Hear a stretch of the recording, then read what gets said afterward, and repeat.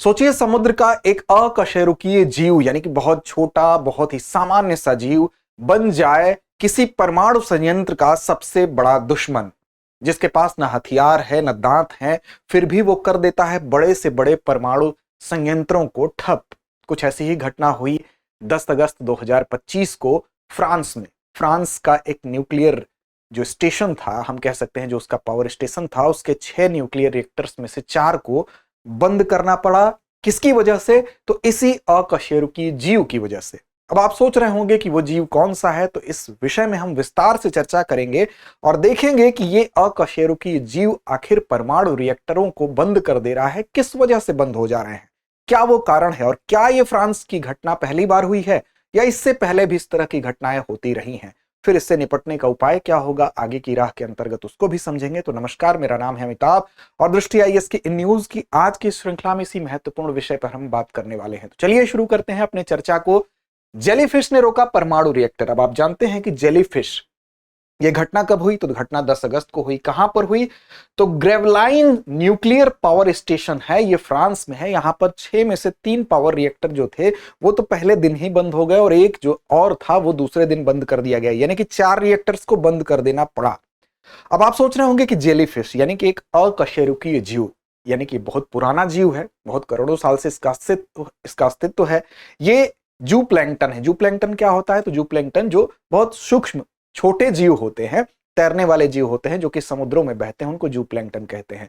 अब छोटा सा एक जीव बड़े से बड़े न्यूक्लियर प्लांट को बंद कर दे रहा है। कैसे बंद कर दे रहा है? तो देखिए, पहले जेलीफिश के बारे में आप समझ लीजिए। इसका जो संघ होता है वो क्या होता है? तो निडारिया संघ से इसका संबंध होता है, यानी कि इसका जो इसी संघ से संबंध होता है। आपका जो सी एनिमोन्स होते हैं या जो कोरल्स होते हैं वो भी इसी संघ से रिलेटेड होते हैं। और ये जू प्लैंकटन होता ही है, यानी कि समुद्र में तैरने वाला सूक्ष्म जीव होता है। करोड़ों साल से इसका अस्तित्व है। इसकी संरचना जो होती है, स्ट्रक्चर जो होता है, बहुत सरल होता है। अब ये बहुत सिंपल स्ट्रक्चर होता है, यानी कि हमारी तरह ना तो इसमें दिल होता है, ना तो इसमें दिमाग होता है, ना ही तो इसमें रक्त होता है, यानी कि ब्लड होता है। बहुत सिंपल स्ट्रक्चर इसका होता है। इसका एक रेडियस समरूपता पाई जाती है, यानी कि हम देखें तो इसके शरीर के अंग में एक केंद्रीय अक्ष होता है, एक सेंट्रल एक्सिस होता है, उसी के चारों ओर ये फैले होते हैं और किसी भी दिशा में ये प्रतिक्रिया कर लेते हैं। लेकिन एक खास बात होती है कि इसके अंदर एक ऐसा अंग पाया जाता है जिसको स्पर्शक कहते हैं, यानी कि उसी स्पर्शक से क्या करता है? डंक मारने का काम भी करता है। अब आप सोच रहे हैं दिमाग नहीं है लेकिन ये डंक मारता है, तो बिल्कुल इसके पास जो अंग होता है वो नेमेटोसाइट्स नाम की एक डंक कोशिका होती है, जिससे कि ये डंक मारने का काम भी करता है। जेट प्रणोदन होता है। जेट प्रणोदन का मतलब ही पानी को ये पीछे ढकेलता है और पीछे ढकेल के अपने को आगे बढ़ाने की टेक्निक पर ये काम करता है। खाद्य श्रृंखला में अगर इसके इंपॉर्टेंस की बात करें, इसकी भूमिका की बात करें, तो जो प्लैंकटन होते हैं यानी कि जो प्लवक होते हैं उनको ये खाने का काम करता है। और समुद्री जीवों को ये जहां प्लैंकटन को खाकर जिंदा रहता है, वहीं समुद्री जीवों के भोजन के रूप में खुद भी इस्तेमाल होता है। तो इस तरह से खाद्य श्रृंखला में भी इसका एक रोल है। अब देखिए, अब ये कैसे इतने बड़े परमाणु रिएक्टर को बंद कर दिया, इसी बात को हम समझेंगे। तो परमाणु संयंत्रों को प्रभावित करने की घटना को समझने के लिए देखिए, ये परमाणु संयंत्र आप देख रहे हैं, इसमें क्या होता है? तो इसमें एक आप देख रहे हैं कि कोई भी परमाणु संयंत्र जो होता है, आप जानते हैं कि उसमें जो रेडियो एक्टिव तत्व होते हैं उसका इस्तेमाल होता है। मान लीजिए यूरेनियम 235 का इस्तेमाल यहां पर किया गया और यहां पर क्या होगा? इस वाले पार्ट में हीट उत्पन्न होगा। यूरेनियम 235 में जब नाभिकीय अभिक्रिया होगी तो यहां पर हीट यानी टेम्परेचर बहुत ज्यादा होगा। अब उस टेम्परेचर को कंट्रोल भी किया जाता है। जहां पर कंट्रोल रॉड्स की वजह से उसको उत्तेजित करते हैं, वहीं पर उसको उसके तापमान को ट्रांसफर करने के लिए दूसरी जगह और उसके तापमान को लगातार उत्पन्न होता रहे, उसमें टेम्परेचर बनता रहे, उसके लिए यहाँ कूलेंट का प्रयोग किया जाता है। और कूलेंट के तौर पर यहाँ पर क्या प्रयोग करते हैं? हम जनरली वाटर का प्रयोग करते हैं। तो कूलेंट क्या होता है? तो कूलेंट बेसिकली विशेष एक द्रव या गैस, अक्सर हम पानी का इस्तेमाल यहां पर करते हैं, जो कि ईंधन तत्वों में से गर्मी को क्या करता है? खींचता है, हीट को ट्रांसफर करने का काम भी करता है। और वहां पर लगातार यहां से हीट जब ट्रांसफर होती रहेगी तभी तो यहां लगातार हीट उत्पन्न होती रहेगी। अब ये हीट को ट्रांसफर करने के लिए पानी का इसमें इस्तेमाल होता है और यहां से हीट ट्रांसफर होकर दूसरे चैम्बर में जाती है, फिर यहां से ये वाष्प बनती है, फिर उससे टरबाइन चलता है और बिजली उत्पन्न होती है। तो रिएक्टर का मोटा मोटी जो फंक्शन है वो यही होता है। तो इसमें पानी की बड़ी महत्वपूर्ण भूमिका होती है। अब देखिए, अक्सर आप देखते हैं कि जो परमाणु संयंत्र होते हैं वो इसीलिए समुद्र के किनारे बनाए जाते हैं। तो परमाणु संयंत्र या रिएक्टर टरबाइन को ठंडा रखने के लिए बड़ी मात्रा में पानी का निरंतर प्रवाह वहां होते रहना जरूरी होता है। अब अधिकांश संयंत्र बड़े जलाशय के पास या तो होगा या तो समुद्र के किनारे बनाया जाएगा, जहां से कि हम क्या कर सकते हैं कि इनटेक पाइप होता है, यानी कि बड़ी पाइप होगी, उस पाइप में कुछ जालियां लगी होती हैं जिससे कि समुद्री जीव उस पानी को खींचते वक्त अंदर ना आ सके, उसको फिल्टर कर सके, केवल पानी ही आ सके। तो इस इनटेक पाइप के सहारे पानी अंदर आता है। अब इन पाइपों पर क्या होता है, जालीदार यानी कि स्क्रीनिंग एरियाज होते हैं, जहां से कि स्क्रीनिंग हो सके, बाकी चीजें जो बेकार की चीजें हैं उसको बाहर किया जा सके। अब ठोस वस्तुएं या जलीय जीवों को आने से रोकती है। नहीं तो अगर समुद्र से पानी खींचा जा रहा है, अगर कुछ ठोस वस्तु आ गई, जलीय जीव आ गए, तो वो आपके संयंत्र के लिए नुकसानदायक होते हैं। अब ऐसी दशा में देखिए, ये जो जेलीफिश होते हैं, जेलीफिश एक साथ बहुत ढेर सारे जेलीफिश एक समय में लगभग 10 लाख जेलीफिश कुछ मिनटों में ही अगर इस इंटेक पाइप में चले आते हैं, तो क्या करते हैं, उसकी स्क्रीनिंग जो होती है, उसका जो जाली वाला हिस्सा होता है, वहां पर इसकी स्क्रीनिंग नहीं हो पाएगी, इसको फिल्टर नहीं हो पाएगा। एक साथ इनकी मात्रा इतनी ज्यादा आ जाती है, तो वो क्या करते हैं, उसको जाली को जाम कर देते हैं। यानी कि जो टरबाइन होगा अंदर, जहां पर हीट उत्पन्न हो रहा था, या कंडेंसर वाला हिस्सा था जो कि उस हीट को कंट्रोल कर रहा था, और बॉयलर जो होगा वहां पर, ये जब वहां पर कूलेंट ही नहीं होगा, उसके हीट को कंट्रोल नहीं करने वाला कोई ऐसा गैस या द्रव होगा, तो हीट ट्रांसफर भी नहीं होगा और लगातार हीट उत्पन्न होता रहेगा। ऐसी दशा में तो क्या होगा, तो उसमें ब्लास्ट हो सकता है, तो कूलेंट यानी पानी का प्रवाह रुक जाता है यहां पर। तो इसलिए हमको क्या करना पड़ता है, जो रिएक्टर होता है उसको शट डाउन करने की कंडीशन बन जाती है। और उसका कारण क्या बन रहा है, तो कारण बन रहा है जेलीफिश का जमाव, जो कि बड़े बड़े झुंड में लगभग 10 लाख तक कुछ मिनटों में ही वहां पर जाकर उस जाली को जाम कर देते हैं। अब देखिए, इनका एक ब्लूम पीरियड होता है। ब्लूम पीरियड का मतलब होता है कि जब भी जो समुद्र का तापमान होता है वो बढ़ता है, यानी कि समुद्री सतह का या समुद्री जो पानी है उसका टेम्परेचर अगर बढ़ता है, तो इनके लिए वो ब्लूम पीरियड जैसा होता है, यानी कि उस पीरियड में, उस समय में ये बहुत तेजी से वृद्धि करने लगते हैं। अब ऐसी दशा में इनकी आबादी बहुत तेजी से बढ़ती है, तो इस समय इनका जो झुंड होता है वो बहुत घना हो जाता है, और ये घना झुंड जो होता है वो ऐसे रिएक्टर्स के लिए बहुत खतरनाक हो जाता है। अब देखिए, मृत जो जेलीफिश, बहुत से ऐसे जेलीफिश होंगे जो मरे हुए होंगे, डेड होंगे, वो क्या करते हैं, तो वो जेल में कन्वर्ट हो जाते हैं, और जेल में कन्वर्ट होने की वजह से वो अंदर भी प्रवेश कर जाते हैं, क्योंकि वो जेल बन जाते हैं पूरी तरह से मरने के बाद। अब देखिए, जेल में बदलने के बाद स्क्रीन पार भी कर जाते हैं, और पार करेंगे तो जो सिस्टम होता है उस गहरे सिस्टम की गहराई तक पहुंचेंगे और उसको पूरी तरह से ये डैमेज कर सकते हैं। इसके अलावा अगर जो नए होते हैं, ताजे होते हैं, अब आप सोच रहे हैं कि उनकी क्या सफाई नहीं हो सकती, उनको क्या हटाया नहीं जा सकता, हमारे पास क्या ऐसा सिस्टम नहीं है। तो दरअसल होता यह है कि इनका जो अटैक होता है या इनका जो प्रवाह होता है वो कुछ मिनटों में ही इतने ज्यादा होते हैं, क्योंकि प्रेशर होता है पानी को खींचने के लिए, और लगातार कुछ ही मिनटों में इतने ज्यादा यहां पर जेलीफिश चले जाते हैं कि उनकी संख्या को हटाने के लिए हमारे पास तुरंत ऐसा मैकेनिज्म नहीं कि हम तुरंत उसको हटा सके। इसके लिए अगर उसको हटाने की जरूरत पड़ेगी तो कम से कम हमको इंटेक पाइप को पूरी तरह से क्लीन करने में 2 दिन लग जाते हैं, और 2 दिन तक अगर पानी का प्रवाह रुका, कूलेंट का प्रवाह रुका, तो क्या होगा, आपका ओवर हीटिंग की वजह से ब्लास्ट हो सकता है। इसीलिए रिएक्टर्स को क्या करते हैं, बंद कर देते हैं कुछ समय के लिए। इस दौरान जो वहां के कर्मी होते हैं, अगर आप सोच रहे हैं कि वो जाके इजिली सफाई कर देंगे, तो इजिली सफाई नहीं कर पाते हैं, क्योंकि जो इनमें जो संवेदी एक अंग होता है, जो स्पर्शक होता है, जिसकी बात आपको बताई गई है, यानी कि नेमेटोजोसाइट्स होते हैं, यानी कि इनका वो अंग जो जिन वो कोशिकाएं होती हैं जिनसे कि डंक मारने का काम करते हैं, तो ये मनुष्यों को डंक भी मार सकते हैं।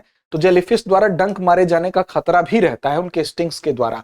तो इसलिए ये वो दुविधाएं हैं, ये वो चुनौतियां हैं जो कि इसको तुरंत हटाना इतना संभव नहीं होता। इसी वजह से इसको क्या कर देते हैं, बंद कर देते हैं। और ये नौबत आई है 10 अगस्त 2025 को फ्रांस में।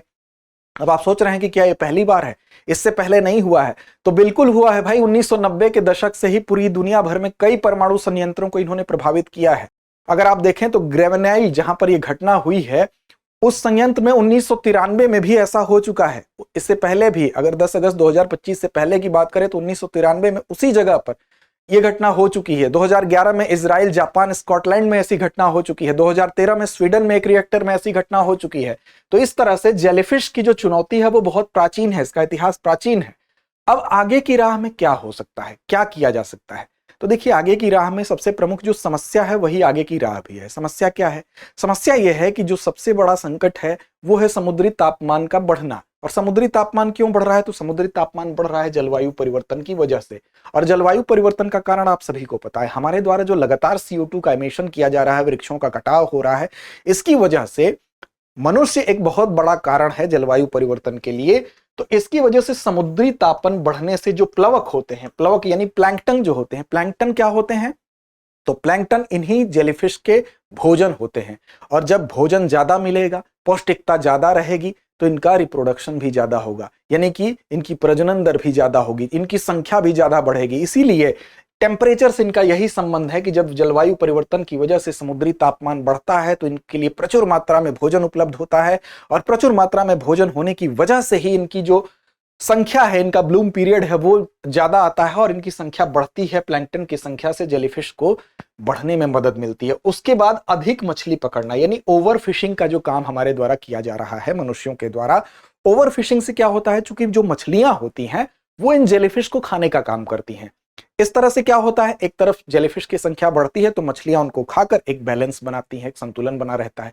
लेकिन मनुष्य क्या कर रहा है, एक तो मनुष्य एक तरफ जलवायु परिवर्तन के लिए उत्तरदायी है ही, उसने एक तो तापमान बढ़ा दिया, तापमान बढ़ने से प्लैंकटन की संख्या बढ़ गई, प्लैंकटन की संख्या बढ़ी तो जेलीफिश की संख्या बढ़ गई।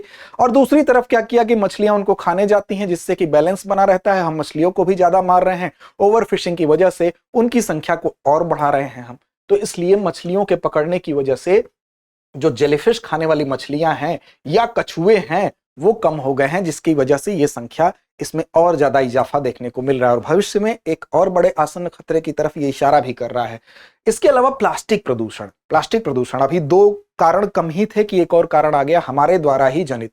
हमने प्लास्टिक प्रदूषण इस कदर बढ़ा दिया है कि समुद्रों में जो प्लास्टिक का ढेर है, जो अंबार है, आपने बड़े बड़े शहरों में कूड़े के पहाड़ देखे हैं, लेकिन समुद्रों में जो प्लास्टिक प्रदूषण है वो भी अथाह है। और ये प्लास्टिक प्रदूषण जहां पर ऑक्सीजन की मात्रा बहुत कम हो जाती है, आप सोच रहे हैं कि ऑक्सीजन जब वहां कम है तो ये जेलीफिश जिंदा कैसे रहते हैं? तो जेलीफिश की खास बात है कि ऑक्सीजन कम है, वहां भी ये जिंदा रह लेता है।